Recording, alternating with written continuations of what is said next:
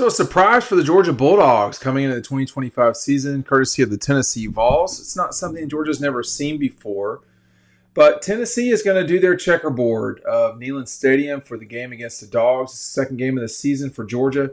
Tennessee 4-4 in checkerboard games. Actually, there's a long story about Georgia and Tennessee as it relates to the checkerboard I'm going to get to in a second, so hang on with me. But, when you look at Tennessee's schedule, they host Georgia, Arkansas, Oklahoma. So there's not a lot of really great big games. They play at Alabama. They play at Florida. They have done the checkerboard with the Gators a ton. But they also did it with Georgia in 2017. That was a game where Georgia won 41-0.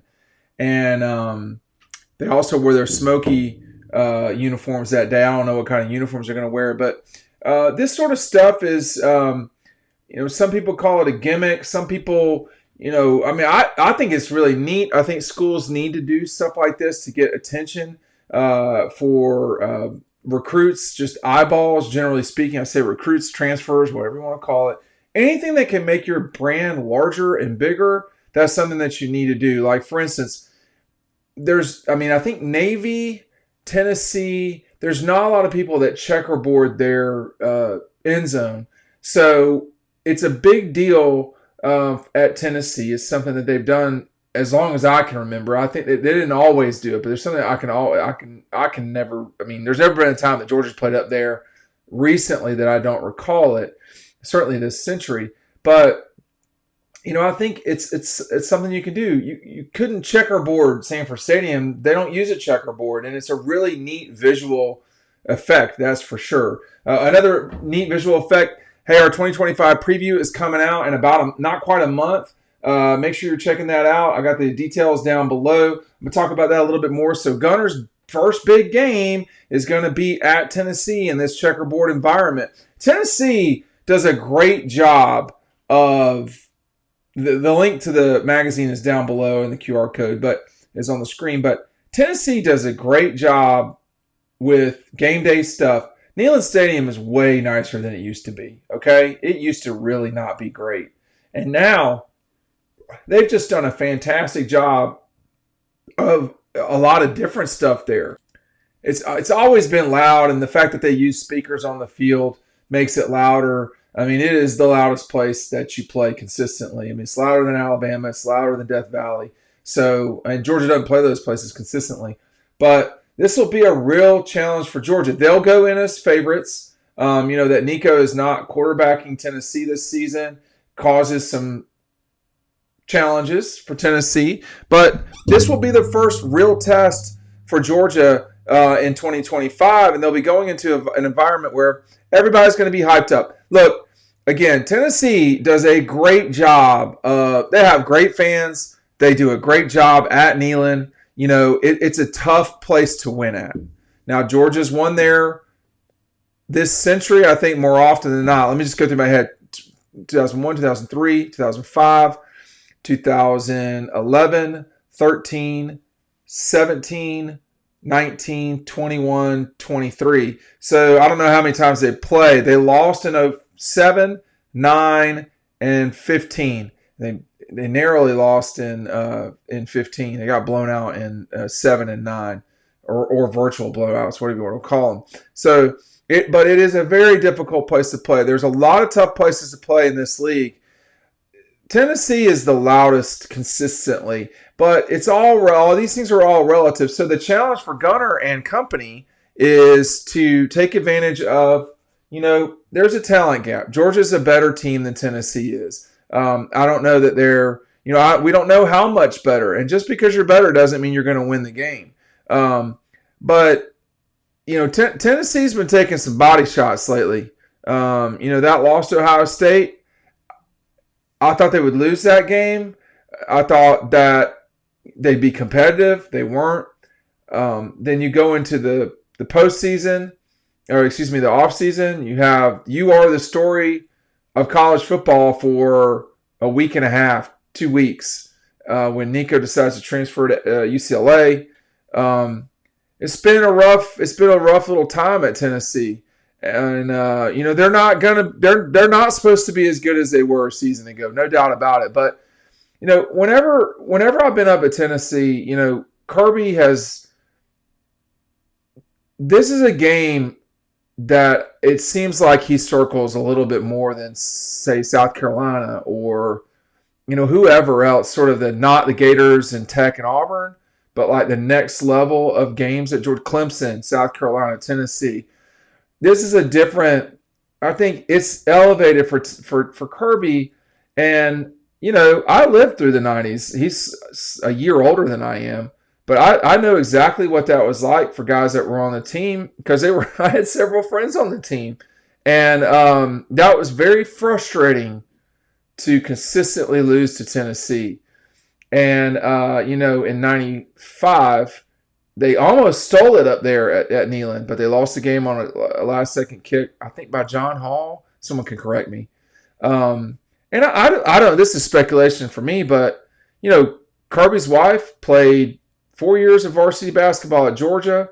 She was a very good player for them. She just wasn't somebody coming off the bench. She could play, and there's no doubt that there was a lot of rivalry between the Lady Vols and Lady Dogs. No doubt about that. So my suspicion is Tennessee goes a little higher on the list than the Kentuckys, South Carolinas of the world. I know that's not the same universe, but I would say all of these games are big games.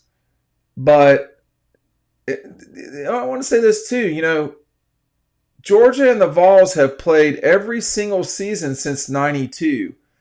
I don't know if they'll play every single season moving forward. The Auburn game is a special game at Georgia in a way that Tennessee, Georgia isn't. And, when you start talking about the third Saturday of October, which is Tennessee's just gigantic rivalry with Alabama, those would be the games that would be in jeopardy of being cut for Tennessee and Georgia to continue to play. And I just don't know that the schools, first of all, would be for that. But what we don't know about the future of SEC scheduling is, will it be 9-game? It sure looks like it's headed that way. If it's 9-game, then you can play this game pretty much every year. Georgia went 30 some odd years playing South Carolina every year after playing them a lot, not in SEC play. And then they went, 30 something years playing Tennessee, playing them a fair amount in SEC play, even though they were not, they weren't divisions. But we've entered a new time. The addition of Missouri and Texas A&M really jumbled everything up. But there's no doubt that this is a huge game. This is one of the few games in SEC history that featured, that as a series that featured a game with number one teams, plural, in playing in it. So, but it's not Florida, and it's not Georgia Auburn, and it's not clean old-fashioned hate. That's all. Now, it's probably right next to those, but it's not in that category. But now, after saying that, when you go up there, you'd better be ready. Now, it's a loud place. It's hard to play there. They're good. It's hard to play there. And for somebody like Gunnar Stockton, who grew up, not on the border of Tennessee, but having spent my grandma and grandpa years going up to the Georgia mountains, there's plenty of Tennessee people up there. I mean, once you get to the Blue Ridge Mountains, you're basically looking at a mixture of a lot of Tennessee people, Georgia folks, and some North Carolina. But you're getting a long way from Chapel Hill once you're getting to like Cullowhee and places like that. So this is a huge game, and Tennessee's going to treat it as such. I mean, they have rescued themselves in a major way. That place was a disaster 7 years ago. It was 7 years ago might not even be right. I mean, you hired Jeremy Pruitt. That was not good. And then you start talking about the debt that they had as an athletic department, or at least the obligations they have from firing coaches left and right. I mean, it has been bad at Tennessee in the recent past, and they've gotten it figured out. So they have become much better at football than they were for 15 years. basketball is a legitimate national program. And baseball just won a national championship. Tennessee's done a great job. It wasn't always like that, but they've always had great fans. They have great fans. Everybody in the league has great fans. But, that's going to be a tricky game for Georgia, and they're going to see just how hard it is. When these guys are going to be organized, there's like color maps and all this stuff. But I do want to say this about the 17 game. That when Georgia went up there and won by 41 points, they put the checkerboard game on hiatus for 5 years, I think it was, or 4. And they did not start doing it again until, I think, 21 or 22. And that day, Georgia was going to win that game. But Tennessee won the pregame, okay? And they always win the pregame at Neyland, and they do a great job with it. But you could hear when Georgia scored, tons of Georgia fans in the stands. Tons. I'm pretty certain that was Butch's last year. Butch Jones' last or second to last. And I think it was his last year. And there was a lot of discussion about firing Butch after that game, like immediately. And Tennessee depends so much because it's a larger state. It's got another 10,000 seats that Georgia doesn't have, 10 to 15,000 seats that Georgia and other places don't have. So they're really dependent as an athletic department on ticket revenue. It matters a lot. And they sold tickets to Georgia fans that day. I mean, it wasn't like Tech, Georgia. But there were tons, 2,000, the term ton is 2,000 pounds. There were tons of Georgia fans there, dozens of tons. I mean, it was a lot of them. And they celebrated all the day through. And that game, I expect Georgia to win that game. But it's, Tennessee's got some challenges that they've not had lately. I mean, they're going to bring in a new quarterback. He might be better than Nico. But, Josh Heupel's offense has struggled against Kirby's defenses, even not great Kirby defenses. They've done a really good job against Tennessee. And, this last year, what was it, 34-17, 31-17, whatever it was. Tennessee got out, and then it just stopped.